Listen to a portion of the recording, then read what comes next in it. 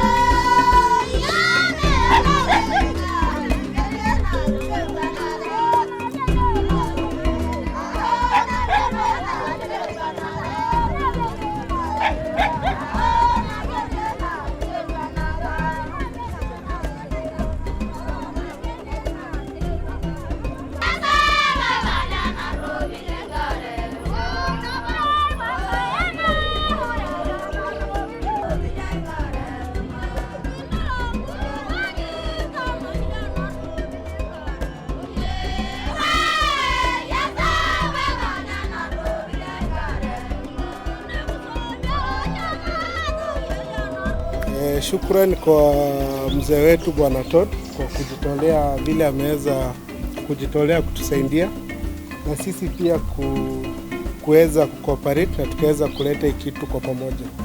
Kusema ukweli, Wasamburu ni watu wanapenda kujua sana. It's only that kulingana na ile setup ya kutoka kitambo hajapata nafasi ya kupata information kila namna na kila namna. Na tukiendelea kusapotiana tuwaletee resources from pande zote, nafikiria wataweza kusonga mbele na speed nyingine ya maana sana. Developments zitakuja kwa sababu tumeempower watoto wetu na masomo. Tutakuja kupata governor hapa kwa sababu watoto wetu wamesoma. Tutapata kila aina ya professionals hapa kwa sababu ya watu wetu wamesoma, na sisi wale tuna uwezo tutajaribu kuwasaidia kwa kila aina, tuone watoto wetu wanafanya nini, wanasoma vizuri. Mr. Todd, I want to say thank you on behalf of the community. Thank you for bringing the development to this place. It's the first village to receive computers, and they are so appreciative, and they are looking forward to know what it is all about, because some of them have never seen them. So thank you so much, and we thank you and your team, and of course we welcome you again. This is now your home, and we appreciate it. I'm very fortunate that about 11 years ago, I had a chance to start this program. I had finished a period of being a tourist in Kenya, and I had, you kind of used that up, so I wanted to do something different. Also, my wife had died, and a friend of mine came and said, you know, we need to lift you above your grief and give you something to do. There's a great opportunity here to do something with the Kenyan kids in the remote areas next to the wildlife reserves. And we found something that you may want to explore, and that's if you take these kids out on safari like a tourist, it opens up their life. It lowers the threat of the predators and opens a new concept of conservation that may give them some career opportunities too. So I thought this was a very fascinating idea, and I wanted something to dedicate myself to in my retirement and in continuing my life with a passion. And so I hired a vehicle for a month and a half and a gold level guide, and asked his two daughters if they would come along and help us so we could demonstrate this program and test it out and see if it would work. We went to a dozen different safari camps clear across Kenya and got to know Kenya quite well, sleeping in some native huts, sleeping in some usual Kenyan hotels, nothing fancy, and got to know a different part of Kenya than just being in the safari lodges. But each safari lodge that we came to was dumbfounded by what was right in their backyard to achieve, and all they had to use was the same vehicles. It was a very simple concept. You could just take the same vehicles that were used for the tourists when they weren't being in any demand for the tourists, and take them out with the kids or take them out with a combination of kids and tourists. And most frequently we were able to take them out with tourists, and the kids just responded fantastically. So I took this idea one step further and started implementing it with about 5 or 6 different lodges across Kenya, mainly in the Mara and Samburu. The shepherds, next year we want to see 1,000 shepherds, kids who don't get to go to school, have a chance to go out on safari. I really appreciate the work you have done to this community. This one, if not you, I don't know how many years will they remain here without seeing computer. But today, Kiltamany, they are able to say we have a hub center, and I know where the world is going, the digital world. I think Kiltamany will be the first place, especially in Samburu East. I don't know any other place to have such a resource center. And I really appreciate that. I'm very happy today, and I'm looking even forward to work together so that we can help this community. Now, we've come forward through many different years, and we found out that there was something we could do a lot bigger than we had already achieved. We could expand the program with more and more kids, but we also found that when we were doing things for kids, it was important. We can't just leave the kids on this plateau of enlightenment that we were achieving. We had to go one step further on their safari of life. And so we've decided to do the Maendeleo cyber hut in Kiltamany in northern Kenya as a center for kids from that entire area. And Maendeleo is a very interesting name because it means development and forward-looking and expanding enlightenment and everything that we're about. So I think this name for the cyber hut that we developed and just celebrated is perfect. The government is very much willing, and through CDF we are going to see how we team up together with the sponsors or our partners that to expand the project.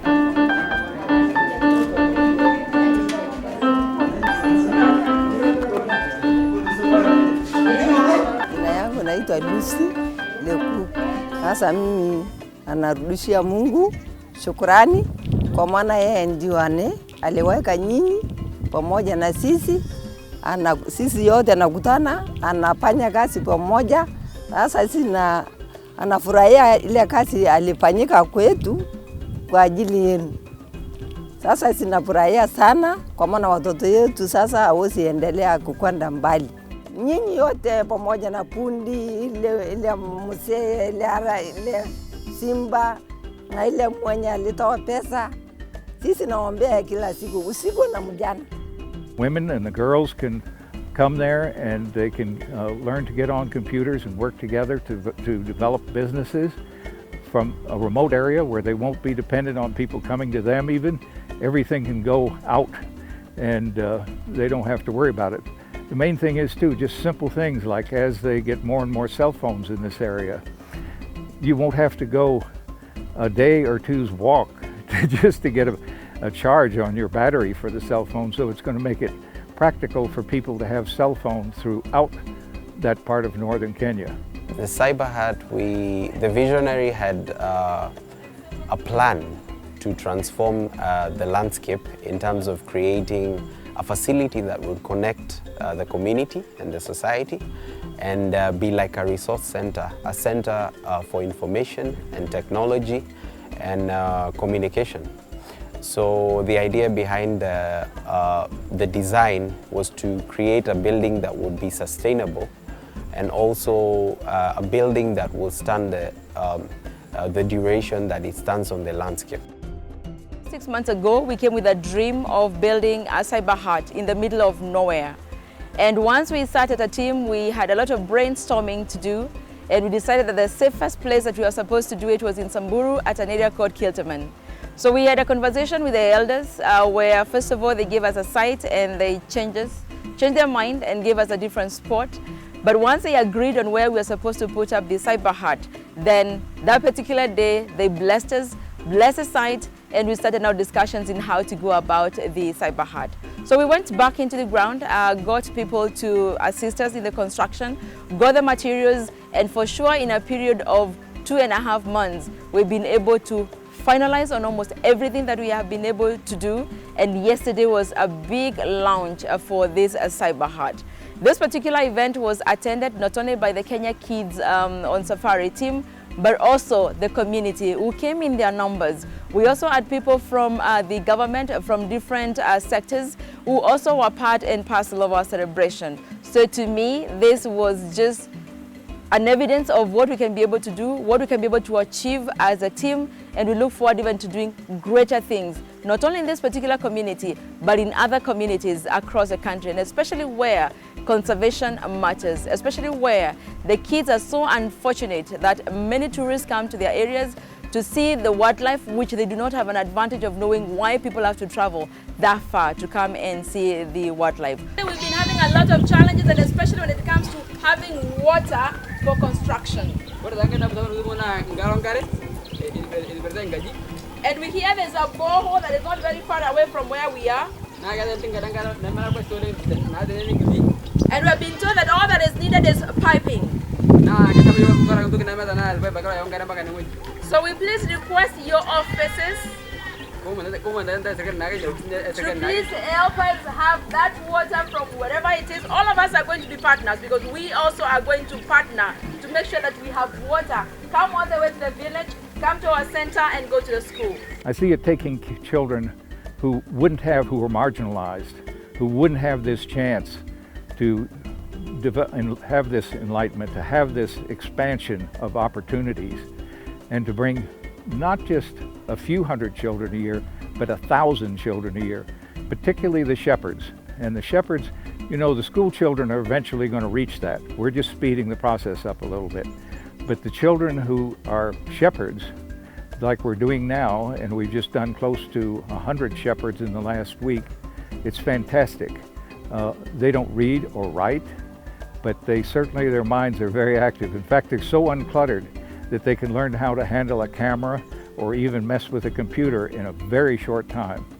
So we see those kids making a huge impact in the areas away from the city. And suddenly the city folk are going to wake up and they're going to find out, hell, these kids who live in a house or a community in the country, and imagine what these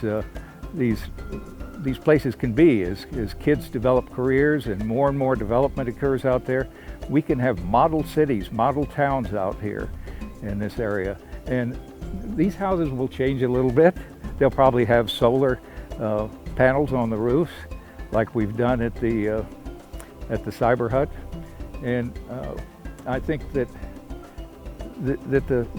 we want to strengthen the villages and strengthen their culture, but everybody's culture develops a little. The important thing is that it develops internally. So these kids are the ones that we're not implanting anything or overlaying economic structure.